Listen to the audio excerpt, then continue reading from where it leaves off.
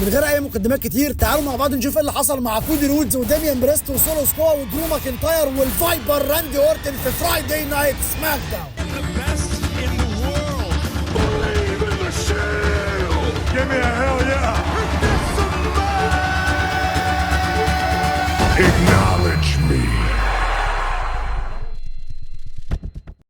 بنفتتح العرض بدخول الفايبر راندي اورتن، وللاسف الواحد ما بقاش بيسمع الاغنيه بتاعته من الجماهير ولا بقى بيلاقي تفاعل من الجماهير في دخله راندي اورتن ولا اي حاجه خالص زي اللي كانت بتحصل في اوروبا. هو في تفاعل وكل حاجه بس مش زي اللي كان بيحصل في اوروبا. الجماهير دي حرفيا تخليك تبقى عاوز تنام كده وانت قاعد بتتفرج بجد يعني.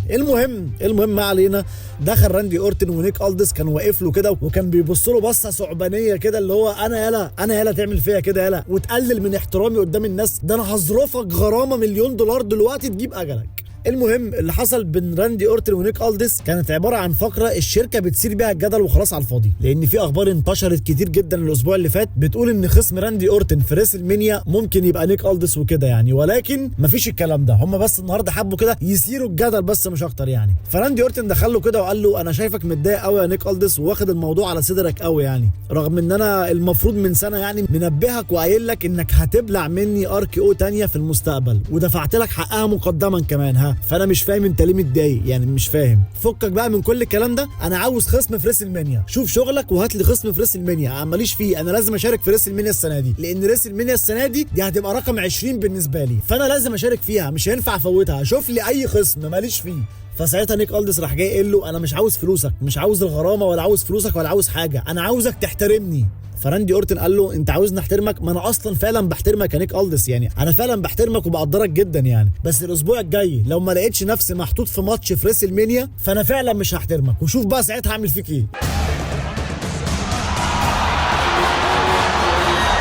فساعتها في اللحظه دي دقت موسيقى سولو سكوا، وساعتها انا فرحت جدا بجد لان سولو سكوا يستحق بجد بعد كل اللي عمله في 2024 يستحق ان هو ياخد فرصه حلوه في ريسل مانيا حتى لو هيخسرها. المهم ساعتها كان متضايق جدا راندي اورتن ان سولو سكوا دخل وقطعه كده، بس سولو سكوا بدأ بالكلام وقال هاي نيك ألدس، ممكن تطلب من راندي اورتن ان هو يطلع بره الحلبة ويبطل يحرج نفسه اكتر من كده؟ مفيش حد عاوز يسمع عياطك يا راندي، مفيش حد عاوز يسمعه، انا مش هروح لريسل مانيا، انا عاوز ماتش في ريسل مانيا، انا مش عارف ايه، محدش مهتم اصلا، الموضوع انتهى بالنسبة لك يا راندي. عارف ليه؟ لانك بقيت في الماضي، والاسبوع الجاي LA نايت هو كمان هينتهي زيك وهيبقى في الماضي، لان في ريسل مانيا هيخرج السموان وير وولف جاكوب فاتو وهو بطل USA الجديد، وانت يا راندي هتقعد في بيتكو وحيد تماما.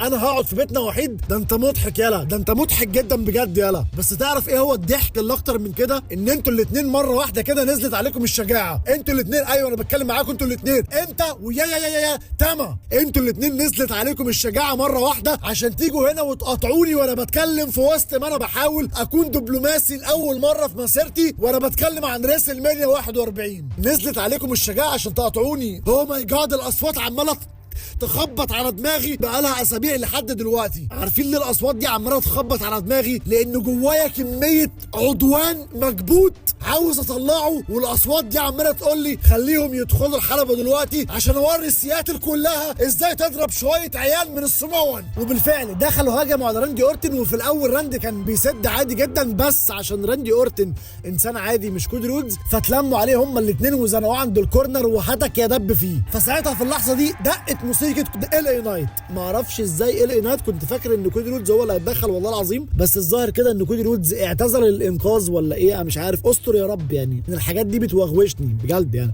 المهم ساعتها خلصوا عليهم هما الاثنين ورموهم بره، وLA نايت قال لهم انتوا الاثنين ضدنا انا وراندي الليله، وبس كده يا معلم، وانتهت الفقره دي على كده. والفقره دي باين قوي قوي ان هدفها هو ان يحصل ماتش بين سولو سكوا وراندي اورتن في ريسل مانيا، ومحدش يقول لي ده ماتش تعبان، ده ماتش ما يليقش براندي اورتن، ده مش عارفه. لا، الماتش ده على فكره يعتبر افضل اختيار لراندي اورتن بعد ما كيفن اونز اتصاب. انا كنت بسمع حاجات غريبه جدا الاسبوع اللي فات، اللي يقول لك نيك ألدس هو خصم راندي اورتن، واللي يقول لك إليستر بلاك هو خصم راندي اورتن. إليستر بلاك ازاي يعني؟ ازاي ده يبقى خصم راندي اورتن في ريسل مانيا؟ ازاي يعني؟ ما ينفعش، لان راندي اورتن ما ينفعش يخسر منه، ولا إليستر ينفع يخسر اول ماتش ليه من بعد ما يرجع يعني، ما ينفعش. ودلوقتي غالبا الكل مشغول في عدواته يعني، ما عدا سولو سكوا الوحيد اللي فاضي. فاتمنى فعلا ان يحصل ماتش بينه وبين راندي اورتن في ريسل مانيا، لان سولو سكوا بصراحه يعني ليه الحق جدا ان هو يلعب ماتش السنه دي، لان سولو سكوا يعتبر هو اللي كان شايل سماك داون كله من بعد ريسل مانيا لحد اخر السنه، وكان بيتطور بشكل حلو جدا بصراحه يعني. فاللي هو صباح الفل يعني يستحق ان هو ياخد فرصه حلوه جدا، حتى لو هيخسرها قدام راندي اورتن، وهو بنسبه كبيره جدا هيخسرها قدامه يعني، الا اذا تاما تونجا ساعده بقى والكلام ده كله، وده ما اعتقدش ان هو هيأثر قوي يعني مع راندي اورتن. بس يعني فالفقره بالنسبه لي كانت تعتبر لتحديد خصم راندي اورتن في ريسل مانيا، بس يعني لسه الموضوع مش رسمي، بس يعني ان شاء الله باذن الله يبقى رسمي خلال الاسبوع ده ان شاء الله باذن الله يعني،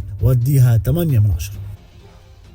بعد كده بقى بنلاقي ديميان بريست داخل عادي جدا، قام جاله درو ماكنتاير من ظهره وراح جاي هاجم عليه وهتك يدب فيه، فساعتها بتوع الامن دخلوا وخدوا ديميان بريست طلعوه بره، ودرو ماكنتاير طلع على الحلبه وقال للجماهير شفتوا بقى وصدقتوني ان ديميان بريست دايما بيحب يستفيد مني، اول ما لقى عينيا اتصابت راح جاي متحداني في ماتش في ريسل مانيا، قبل ما اتصاب ما كانش عاوز يتحداني، فانا بقى عندي ليكم مفاجاه، انا مش هعور، انا سليم 100%، ما في نظري 6/6 ما فيش اي مشاكل، وراح جاي قالع الجلده دي. انا قلت لكم هو بيحب يزيد، هو بيحب يعمل اثاره جدل وخلاص بس يعني. فساعتها ديميان بريست رجع له من تاني وراح جاي هاجم عليه، بس درو ماكنتاير عكس الهجوم وخده ونزل بيه واحده على السلم، خلص بيها على ديميان بريست، وانتهت الفقره دي على كده. وتقريبا 90% من العداوه دي رايحه لدرو ماكنتاير، ودي حاجه تقلق جدا يا جدعان. يا جدعان مش هينفع الواد ده يخسر في ريسل مانيا، مش هينفع، مع احترامي الكامل لديميان بريست، بس يولع ديميان بريست، بس درو ماكنتاير يستحق الفوز اكتر من ايه الرياكشن ده؟ ايه ده فيه؟ ايه الرياكشن ده فيه؟ يعني تحس ان هو رياكشن مبالغ فيه شويه، ما علينا يعني. عموما كل الدعم بصراحه لدرو ماكنتاير في ريسل مانيا بجد يعني، كل الدعم. بس كده فقره كانت يعني قشطه شغاله الى حد ما،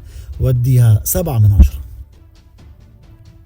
بعد كده بقى بنروح لاول مباراه معانا، بيرتو ضد راي فينيكس. راي فينيكس اللي دخلته يعني تعميك حرفيا، تجيب لك عمى او زغلله في العين، او يعني اي امراض تجيبها لك في عينيك وخلاص. انا مش فاهم في ايه بجد الاضاءه الغريبه دي يعني، يا ريت يغيروا الاضواء اللي في الدخله دي بجد، عشان الواحد عينيه بتزغلل يعني مش فاهم بجد الافكار الكرييتيف اللي هم بيعملوها في الدخلات دي. المهم ما علينا، بجد الواد راي فينيكس ده مكسب كبير جدا للشركه، الواد ده لعيب يا جدعان والله العظيم بجد، يا ابن اللعيبه ايه ده؟ يلا انا عاوز افهم يعني ايه ده. اللقطه دي شكلها حلو جدا بجد، تحس ان هو طاير في الجو بجد. لا وبعدها برضو عمل لقطه احلى بكتير جدا، طلع يجري وراح جاي لافف لفه كده جامده جدا، انما لفه مواتير، تحس ان هي لفه مواتير بجد يعني. لا البرويتا حلوه جدا بصراحه، جسمه لين جدا كده وخفيف، وبيعرف يطير وينط ويعمل حركات بجد عظيمه. والماتش كله كان لقطات جامده جدا من راي فينيكس، وفي الاخر هو اللي خلصها وهو اللي فاز. فالظاهر كده ان لعبه عجب سانتوس اسكوبار، وطلع قال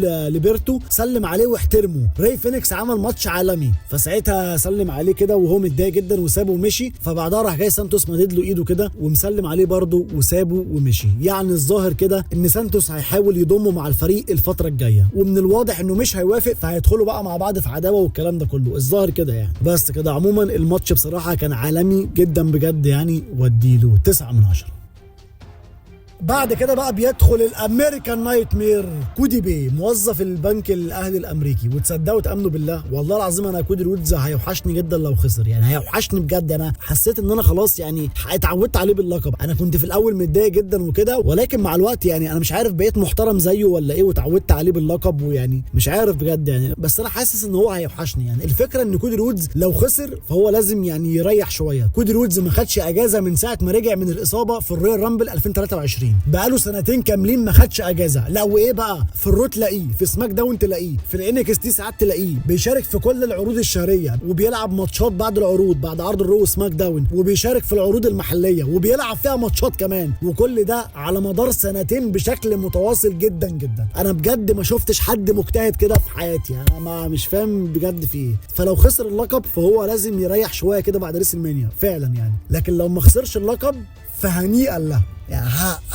هنيئا لك مني كده. هنرجع ندب من تاني انا والجماهير بتوعه، هندب في بعض من تاني، يا اهلا بالمعارك عادي مفيش مشكله. عشان بجد احنا لازم نشوف حاجه جديده مع جون سينا في 2025، لان دي اخر سنه ليه. المهم الحلبه كان محطوط عليها جميع نسخ القاب الدبليو دبليو اي على مر التاريخ، فدخل كودي رودز وحط اللقب اللي معاه في النص، وبعد ما حيا الجماهير بدا بالكلام وقال شكرا جدا ليكم، دايما كنتوا كويسين وطيبين جدا معايا، سواء الليله او لما شاركت هنا قبل كده. شكرا جدا ليكم. ودلوقتي ده التعريف الملموس لامكانياتك المحققه، ده دلاله التمييز، المقياس الثابت، ده بكل بساطه اللي بيقول لك ان انت افضل مصارع في العالم. وانا محظوظ جدا ان انا قادر اشيل الحمل الضخم العظيم جدا ده، ولكن مش دايما هكون هنا، مش دايما هكون شايله، وده اللي اتحولت ليه ريسلمانيا. الماتش ده ما بقاش مجرد ماتش فردي كده وخلاص، لا، الماتش دلوقتي بيتعلق في حقنا بالاحتفاظ باللقب ده هنا في الشركه. الموضوع بيتعلق بال20 بطل الجايين في الدبليو دبليو اي، سواء كانوا من رجاله شون مايكلز في الNXT اللي هيتابعوا المباراه في ريسلمانيا بكل اهتمام، او سواء شاب من اللي موجود هنا في سياتل نفسه لما يكبر يلبس الحزام ده ويبقى بطل الدبليو دبليو اي. الموضوع متعلق بال20 بطل الجايين في الشركه، وفي راجل واحد عاوز ياخد كل ده مننا، وهو جون سينا. جون سينا اهمل حضور النهارده وما جاش مدينه سياتل، واختار ان هو يبقى موجود في سماك داون الجاي في لاس فيجاس قبل ريسلمانيا. وانا مش عاوز اتكلم عن اللي قاله جون سينا في لندن، ولكن في حاجه كده قالها معلقه معايا جدا لحد دلوقتي، لما اتكلم عن مكان الوشم بتاعي وقال ان الوشم ده بيخليني مجرد واحد من الجمهور عادي جدا. طب ايه المشكله؟ انا عامل الوشم ده لنفس السبب اللي بيخليني البس البدله، مش عشان معتقد ان انا شخص مهم وكده، لا، ده لان انا عاوز اكون شخص ما، شخص يقدر يبيع تذاكر اشهر حلبه في العالم 188 مره، شخص يقدر يسهر كل ليله حتى وهو مكسور ضلوعه ويبقى ظاهرة الدبليو دبليو اي، شخص يشعل الحماس في العالم كله بلاتينو هيت، او شخص يقدر يشيل الشركة على ظهره في الحلوة والمرة لمدة 10 سنين. جون سينا بيبص لده وبيعتبره حاجة سيئة، اما انا فلا، انا شايف راجل بيحاول يدور على نفسه. جون، انت قلت لي ان انا مش عارف انا مين، ولا ان انا عايش على طبيعتي وبقدم طبيعتي قدام الجماهير وكده. لا يا جون، اللي انا اعرفه بقى يا سينا ان انا بطل الدبليو دبليو اي، وانت مش كده. جون دايما بيعلمنا ودايما بيوعظنا، بس ربما دي المره الوحيده اللي هلقن فيها جون سينا درس عانى منه راجل عجوز في السن لما كان نجم محبوب جدا، وهي حاجه بسيطه جدا جدا. جون، الناس دي مسموح ليهم ان هم يحبوا شخص تاني غيرك. انا بسمي نفسي القائد هنا، ولكن انا جزء من قائمه كبيره جدا فيها سي ام بانك وراندي اورتن وجاي اوسو وريا ريبلي وليف مورجان وايج ستايلز وكيفن اوينز وسامي زين وغيرهم. احنا بنحسن من بعضنا البعض، لكن دلوقتي انا لقيت نفسي قدام مهمه لا احسد عليها، والمهمه هي ان انا اوقف التاريخ وما خلاكش تحقق الرقم القياسي بتاعك عشان يكون لينا هنا تاريخ اصلا. جون سينا راجل صادق جدا في كلمته، هو قال ان هو هيمشي وهو جد جدا في كلامه، وبيقول ان هو لما يمشي هياخد اللقب ده معاه، وهو برضه جد جدا في كلامه. فخليني بقى صرحك يا جون، انا هقول لك نفس اللي انا قلته لبروك ليزنر ورومان رينز، انا ببذل كل جهدي، ما بستسلمش وبقاتل وبصارع. جون، لما يدق الجرس وينتهي كل شيء هسيبك يا جون تاخد لحظتك، لحظة الوداع، وهقول لك ساعتها انتهى وقتك، ده وقت انا دلوقتي. بس انت يا جون كنت عارف كويس قوي ان وقتك انتهى من زمان، عشان كده عملت اللي انت عملته، وانا اكيد وقتي هينتهي في يوم من الايام، ولكن اللقب ده خالد وهيفضل موجود هنا وهيفضل موجود معانا كلنا. وبس كده يا معلم، وانتهت الفقرة دي على كده. بصوا يا رجالة، هو مشكور جدا كودي رودز على الفقرة دي وكل حاجة، بس حرفيا ما فيهاش اي حاجة جديدة خالص، وده مش بسبب كودي رودز، لا، ده عشان ان جون سينا راح يكمل تصوير الفيلم بتاعه. بس خلاص يعني الاسبوع الجاي ريسلمانيا، وهنا كودي رودز كلامه واضح جدا. كودي رودز مش بيدافع عن اللقب ده عشان نفسه وكده، لا، ده عشان الجماهير والشباب اللي في الNXT اللي نفسهم يفوزوا باللقب ده، وتاريخ الشركة كله مع اللقب ده. كل ده هيروح لو جون سينا خد اللقب واعتزل، فهو مش هيسمح لجون سينا بان هو يضيع كل التاريخ ده، وان هو يضيع بقى احلام الناس وهكذا بقى يعني. والكلام ده بصراحة مقلقني جدا، لاني خايف ان الجماهير وكودي رودز ينتصروا في الاخر على جون سينا.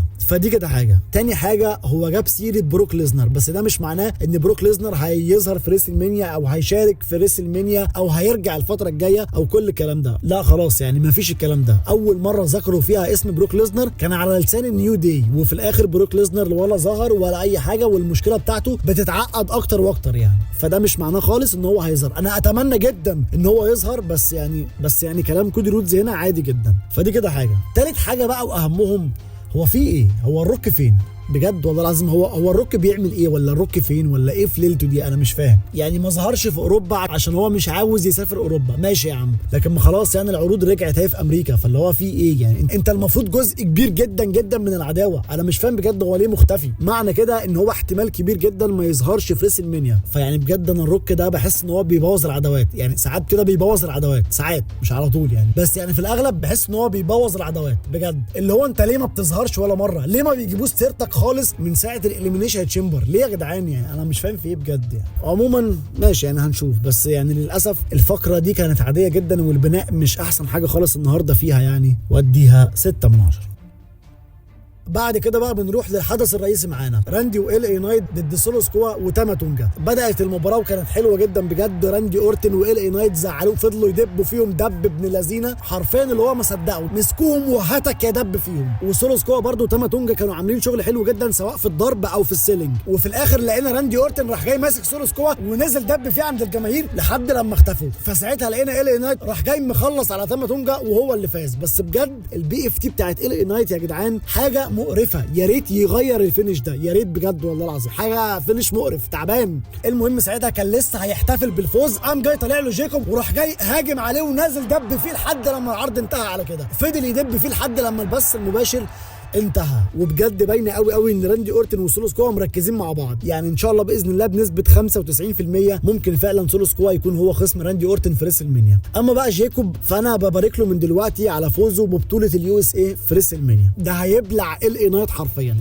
مستحيل يخسر من ال اي نايت بشكل فردي، مستحيل، الا اذا سولو سكوا وتاما تونجا جم يساعدوا جيكوب فيبوظوا عليه الفوز وكل الكلام ده. واعتقد ان شاء الله باذن الله الكلام ده مش هيحصل يعني. فعشان كده انا ببارك له جدا من دلوقتي. مبروك لجيكوب فاتو على تحقيقه لقب اليو اس اي في ريسل مانيا مقدما. بس كده ماتش كان حلو جدا واديله 7 من 10. وبس كده يا معلم. عرض النهارده يا رجاله للاسف كان من اضعف العروض في بناء ريسل مانيا، ما فيهوش اي حاجه مميزه خالص. وعلى فكره انا لاحظت ان الحوار ده عشان هم في مدينه عاديه، مدينه سياتل، والجمهور مش قد كده، والقاعه ما فيهاش شاشات فوق. الحاجات دي كلها بتفرق على فكره. فغالبا هم ما بيعملوش الحاجات الجامده غير في الاماكن الجامده، في شيكاغو، في ماديسون سكوير جاردن، الحاجات دي كده يعني. فعشان كده العرض النهارده كان على قده جدا بصراحه، وكان معظمه سيدات كتيره جدا جدا جدا. العرض كله كان سيدات تقريبا يعني. فعشان كده بديله 6 من 10. واجمد حد فيه بالنسبه لي كان كودي رودز ودرو ماكنتاير والفايبر راندي اورتن. وبس كده يا معلم، هو ده كل اللي حصل في فرايداي نايت سماك داون. والسوبر سانكس هتكون الفيديو الجاي ان شاء الله باذن الله، لان انا اصلا كنت سجلتها امبارح في الفيديو بتاع بول هيمان وسيس رولينز وسي ام بانك ورومان رينز وكده يعني، اللي المفروض هنزله بكره او بعد بكره ان شاء الله. وبس كده يا معلم، قول لي بقى في الكومنتات تفتكر الروك ممكن ما يظهرش فعلا في ريسل مانيا، ولا ايه الدنيا، ولا ايه الكلام ده؟ مستني بقى اعرف رايكم في الكومنتات. وما تنساش تحط رايك وتشترك في القناه وتفعل الجرس عشان يوصلك كل جديد. وبس كده يا معلم، خلص الكلام.